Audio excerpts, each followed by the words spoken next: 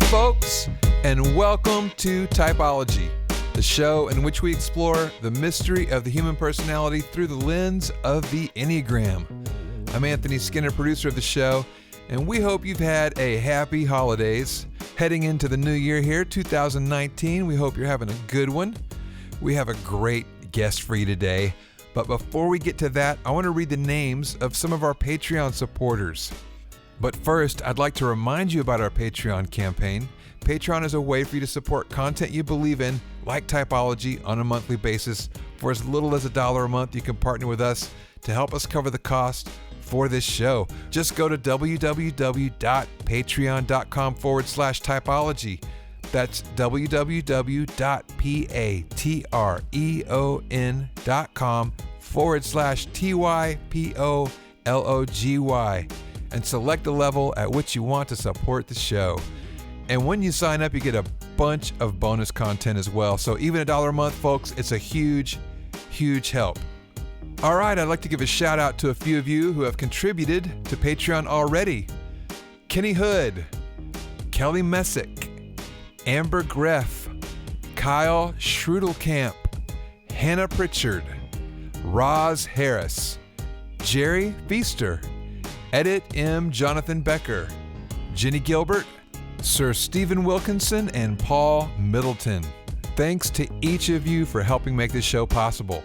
Hey, we have a fascinating guest today, Kirsten Powers, author, columnist, political analyst, USA Today, CNN, Fox News. I'll let Ian do the full intro, but needless to say, you are in for a treat. And now here's the host of our show, Ian Cron.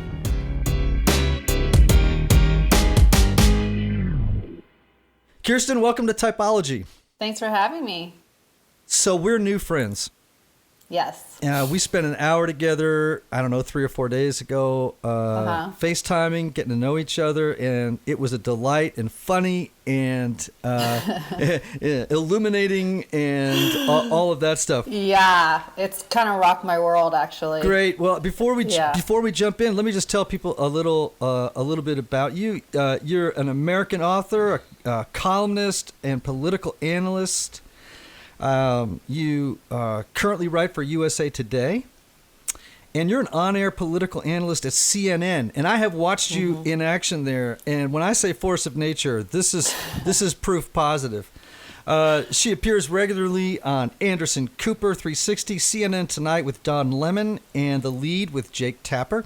Before she got to CNN, Kirsten worked at Fox News as a political analyst and contributor, where she appeared regularly with Special Report with Brett Baier, Fox News Sunday, The Kelly File, The O'Reilly Factor.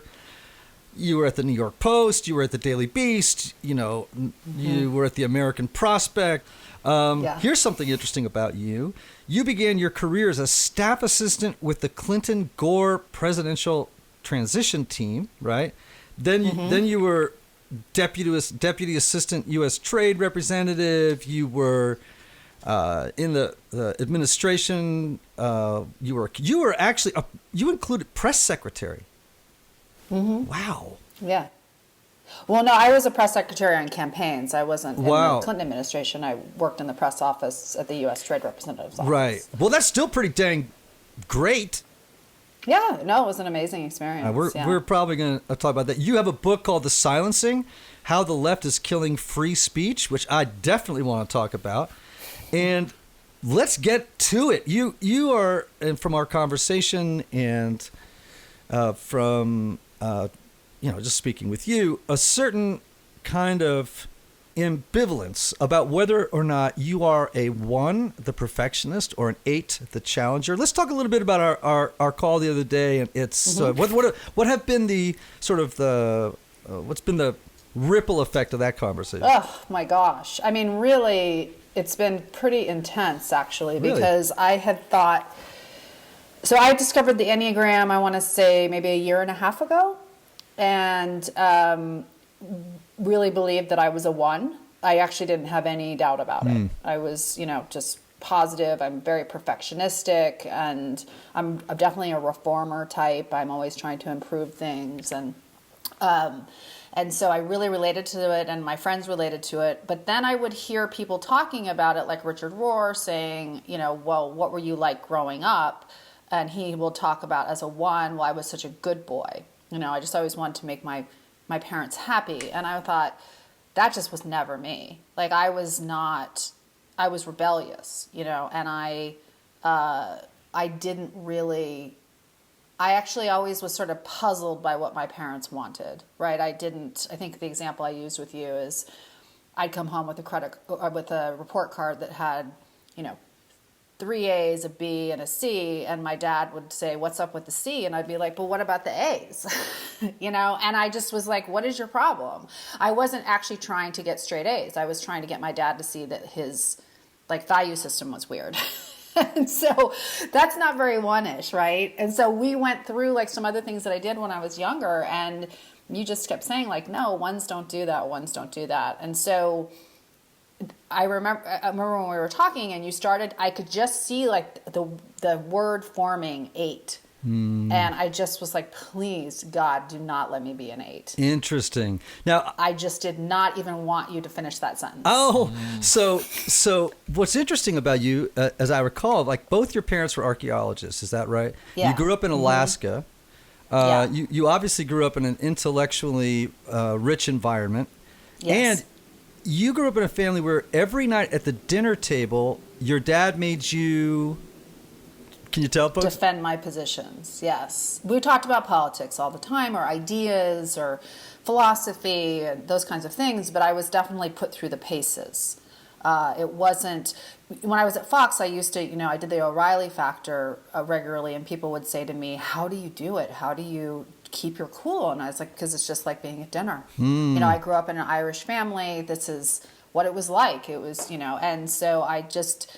am used to having to defend my positions under duress because my dad was a genius, so, and my mother also, was quite brilliant and had lots of opinions as well. So that was sort of the environment that I grew up in.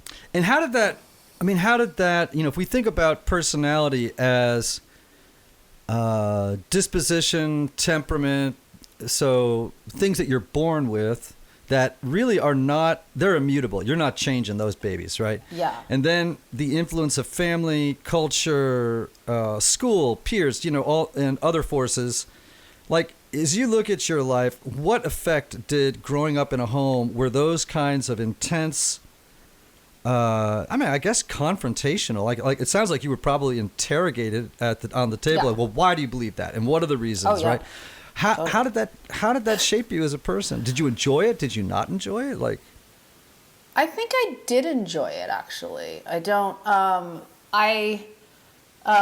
it's hard to know what, the chicken or the egg kind of thing, because I had some trauma, and my parents got divorced when I was 5, and they also had a very difficult marriage. They yelled at each other a lot, and it just was not a good marriage. And so I grew up in a pretty tumultuous environment up until the age of 5, and then they got divorced. And when people got divorced when I was a child, well, first of all, nobody got divorced. Right. I didn't have friends whose parents were divorced, and so there wasn't this. It's not like today, where the kids do therapy and everybody talks about it. It just was like your dad's here one day and now he's living somewhere else, and that's the way it is. So it was extremely traumatic for me. And my brother's a teacher, and he was a psychology major, and he said to me he noticed, because he taught kindergarten for a while, he could always tell when the 5-year-olds when something was wrong at home, because they would become obsessed with justice and fairness. And that's my obsession. Right? Justice and fairness. Yeah. And so everything I do in my professional life is because I feel if I'm speaking up or I'm pushing back really hard against something, it's always because I think someone's being treated unfairly or unjustly. So I wonder, was this how I came out? Was this the way? Is this my software, or is it the trauma, or is it both? I don't really know. Yeah, and I think there will always be an element of mystery, and in the mix. Like, for example, disposition and temperament. Are the influence of those factors always the same? Like, in other words, is it always 30%? Is it always 50%? Is it, how much is your the nurture influences? Like, so, and just the mystery of the human person, like, right. Like, if you take a sort of a spiritual look at it, then, to what have you been called to birth into the world? Right. Exactly. So that's another piece of it. Well, you've given me some things already to talk about that are pretty cool. But all right, but let's face it. When you look at your CV, this is what got me today was. Okay. You're a little bit all over the map. At least I don't know if you were the sort of the more liberal voice that was represented in these spheres consistently, or did you change somewhere?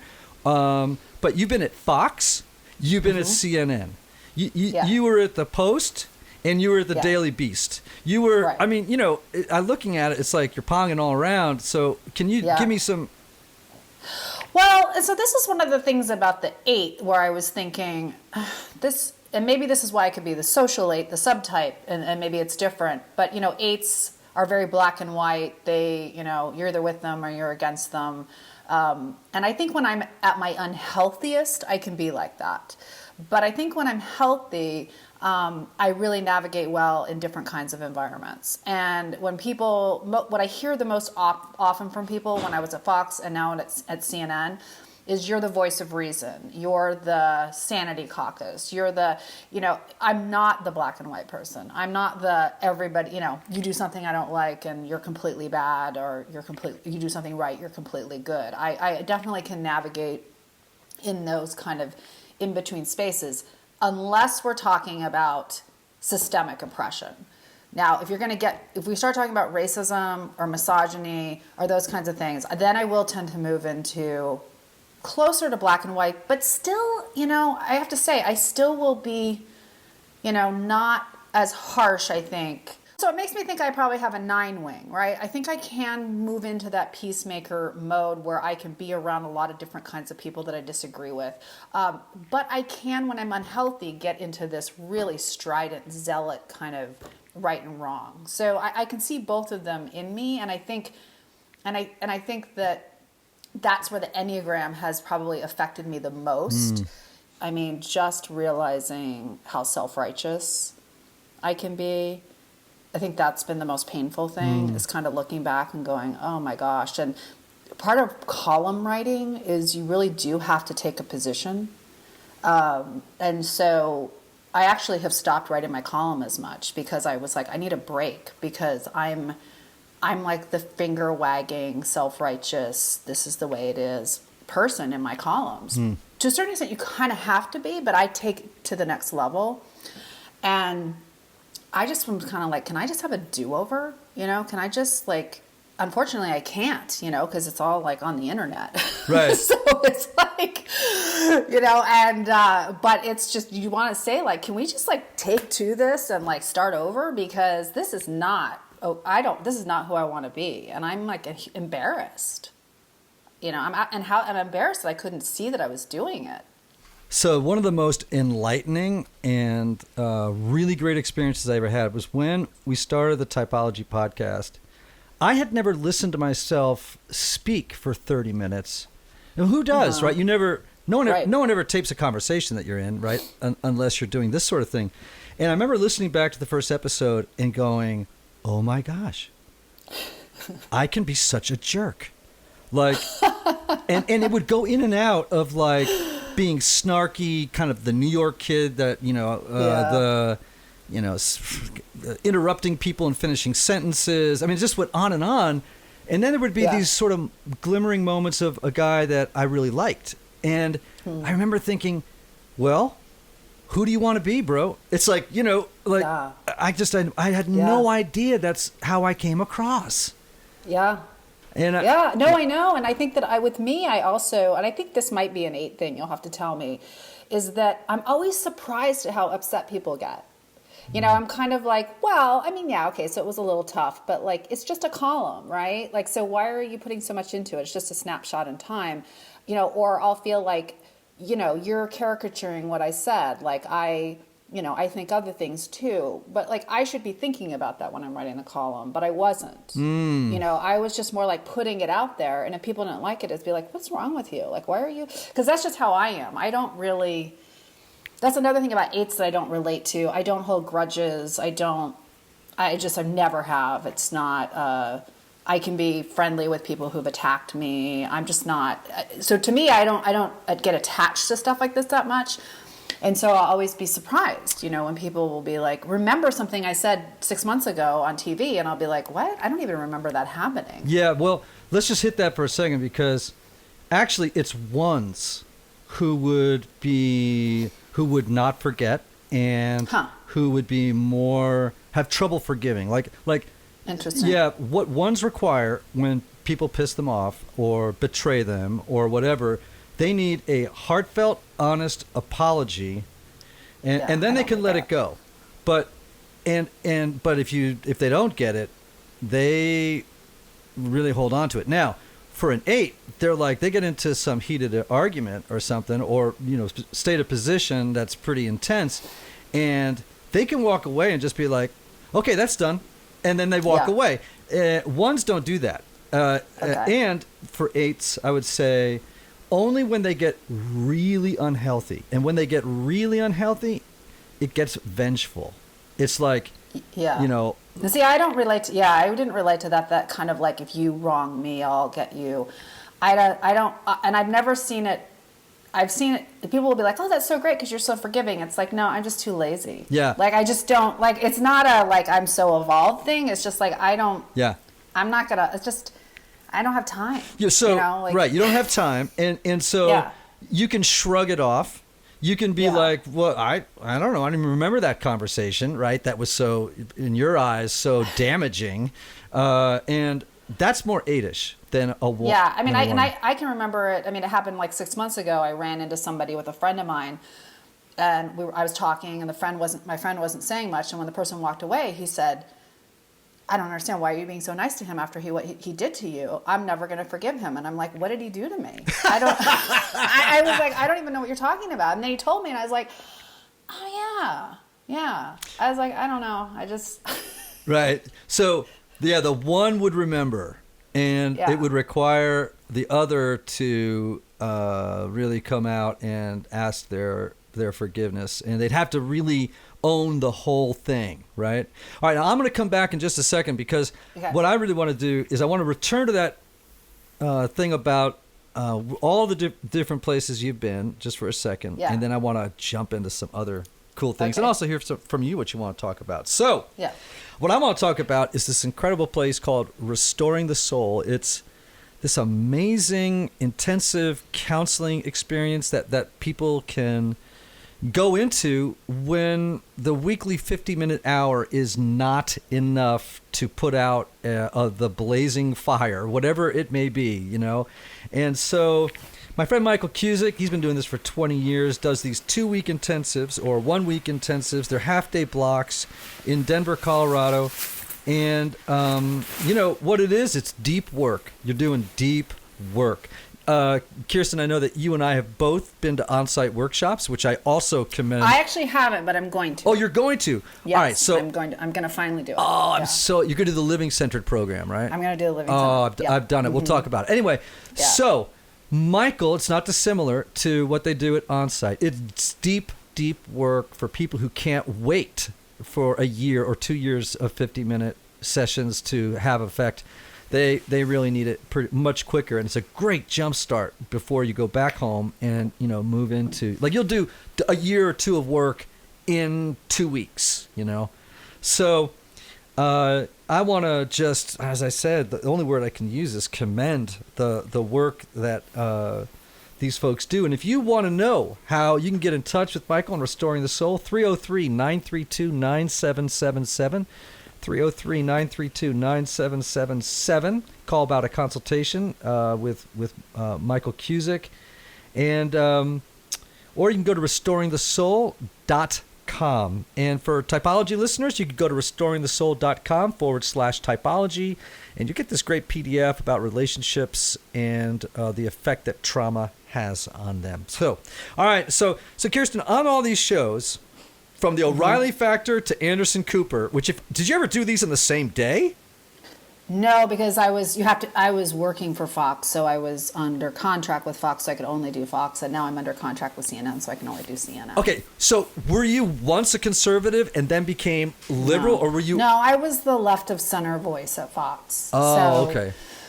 Yeah, but I mean, I was, when I was growing up, I was always, I'm from a very Democratic family. I worked in the Clinton administration as a political appointee. I worked in Democratic politics, so that was sort of the first part of my career. I was very in that tribe, totally committed.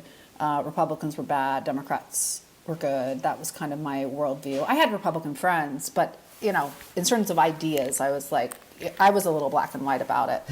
Then I kind of burnt out, and I ended up starting to really reconsider a lot of this, and I think I became a more open-minded Democrat or left of center person. I think people think that I got conservative because I wrote a book about liberals ruining free speech, but the whole book was based on a liberal perspective, on the idea that free speech is a fundamentally liberal value, and and a lot of the people I talk about in the book are liberals who are being silenced. So it wasn't actually just about defending conservatives. So yeah, so no, I never became conservative. I think I just became more fair-minded, maybe. Right. I just became more, these are good people who have different ideas, and it's not what I think, but it's fine. Boy, we could use a little bit more of that these days, right? Yeah. By the way, and I want every typology listener, if you get a chance to see this, but Kirsten, I wonder if you saw it, the Munk debates, M-U-N-K, and the one between, and it was on political correctness. And on one side you had Jordan Peterson and Stephen Fry, who were con toward, political correctness. And on the other side, you have Michelle Goldberg and Eric Dyson. And I'll tell you, if you want to see a really brilliant but also getting personal kind of a debate, that's unbelievable. Yeah, no, I'll check it out. Yeah. It'll also show you how divided we are at the present moment. So, woo boy. So I want to know about, you can help me solve a mystery. Okay. So if you had to describe Bill Clinton's personality, how would you, in a couple of sentences, tell me what he was like? Well, I didn't know him well. I mean, I wasn't working in the West Wing. Right. But when I was around him, he's, extremely charismatic. I found him so it's interesting. I've heard you talk about him on other podcasts that you don't think he's a 3. Well, I'm torn. You know what I mean? Because he seems like a 3 to me. He seems like somebody who, he's obviously very empathetic. I think he's probably much more emotional, and, even, when he lost the governor's race, he was, on the floor crying for days, and Hillary had to kind of pick him up, kind of, So there's that definite, intense emotional, he obviously has self-control issues and on all sorts of levels. So yeah, I think, he's very brilliant, but I think he's just complicated. I didn't know him well enough to give you any insight in his personality. I could just say he was somebody who always wanted attention. That's the thing that struck me. Right. Or if you're in a conversation with him at a cocktail party or something, which I was one time right after he left office, it just was all about him. Right. Well, now I know people would say he makes you feel like you're the center of things, but it was very much, I don't know. He just seemed like somebody who was always kind of trying to impress other people.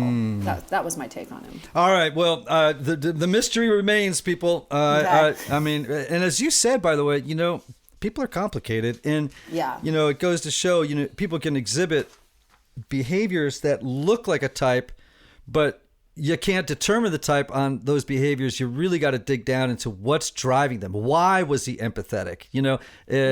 Just because he was doesn't mean, 4s are the most empathetic number on the Enneagram. Doesn't make him a 4. Right. It's why was he, right? In service to what end? Okay, let's get to 1s and 8s, because I want to help you kind of really land on something, and maybe you can take an inventory as I sort of describe those differences. Yeah. I think a lot of our listeners probably are in the same boat as you, or have been, or know someone in that boat. So you're both in the instinctive or the gut triad. So that means you both are pretty strong-willed. You're action-oriented, and you really have ideas about what's the right thing to do, or how are things supposed to get done. I would say that 1s with anger, it's really from the standpoint of like this moral, principled, ethical kind of thing. It's like, this is wrong. This is like ethically, morally wrong. And they'll try to more persuade people with a logical argument about the soundness of their views. And then they'll get pissy and a little less logical when people resist their line of thinking, because it's like, well, there's two right ways to do things, right? The wrong way and my way, right? And so they're both of you guys, if you're 1s and 8s, are black and white thinkers, Right. And so 8s, on the other hand, like, they tend to rely on self-confidence and gusto and energy like that to sway other people. Sometimes force, a little bit more force. Where 1s will try to convert, 8s use power to get through to people, And I'd say the greatest misunderstanding between these two types is about justice. That justice is an extremely important value to both. But I'd say that, for the two of them, like, well, for 8s, I would say, it's just a reaction. It's like from the hip, man. It's like a from the hip reaction. They see injustice or unfairness. They just go at it. There's not a lot of logical reasoning. It's more like, this is wrong. I got to settle this. They don't like bullies. They just don't like bullies, and they're perfectly fine going up against power. They have no problem doing that. But they're going to go at it in a less measured way, less surgically than a 1 would. So which one of those two do you identify with more? Much more the 1. All right. So yeah, that's interesting. Yeah. No, I'm very logical, very and if you were to watch me, even like Bill O'Reilly is like screaming at me, I'm just talking just like I'm talking right now. I'm just very like, no, that's not logical. That doesn't make sense. Like, da-da-da-da-da.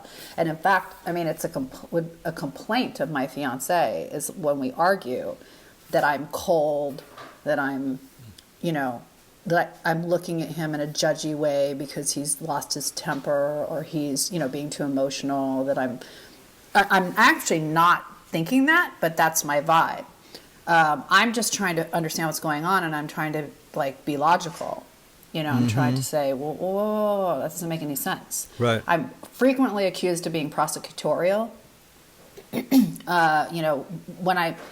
What I'm actually doing is just trying to understand. I'm just trying to be like, something's not right. I'm trying to get this. Like, this isn't logical. I'm very rational, right? I just, I'm probably overly rational. So, so in that I definitely feel like, so one of the things we talked about was there's the me today and then there's the me, young me, and they're not the same. Thank goodness, right? Thank goodness for all of us, if that's the case. Yeah, but I think when I was younger, maybe I did more the 8 thing. I think I was more dominating and then just trying to push through and get people to see but it was, I also think when I was younger, and I think this is just a youth thing to a certain extent, I kind of did need them to agree with me. I don't now. Like, I'm not really, most of my debating is to try to understand what they think and to try to tease out what I think. But in the end, if they don't agree with me, I'm kind of over that. You know what I mean? Like, I'm just like, people are just going to believe what they're going to believe, and I can kind of do my best. But, and then there's also the big difference between how I am relationally and how I am professionally. If you were to say, for me, kind of my motto is, I'd rather be happy than right. when I was younger, I wouldn't even have understood the question, because I would have been like, of course I want to be right. Like, what are you talking about? Right. Yeah. I mean, like, what a silly question. But through life, I've kind of been like, in my personal life, I want to be happy more than I want to be right. I think in my professional life, I want to be right more than I want to be happy. Mm-hmm. Just because what I'm trying to be right about isn't about me. Right. You know, it's about systemic racism. It's about white privilege. It's about misogyny. It's about whatever. So it's like, I feel like I am more likely in that scenario to really try to convince people using logic. Mm-hmm.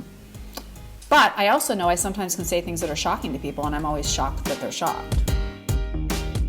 Hey, we hope you enjoyed part 1 of our 2-part series with Kirsten Powers. Be sure to tune in next week for part 2. And until then, have a wonderful week.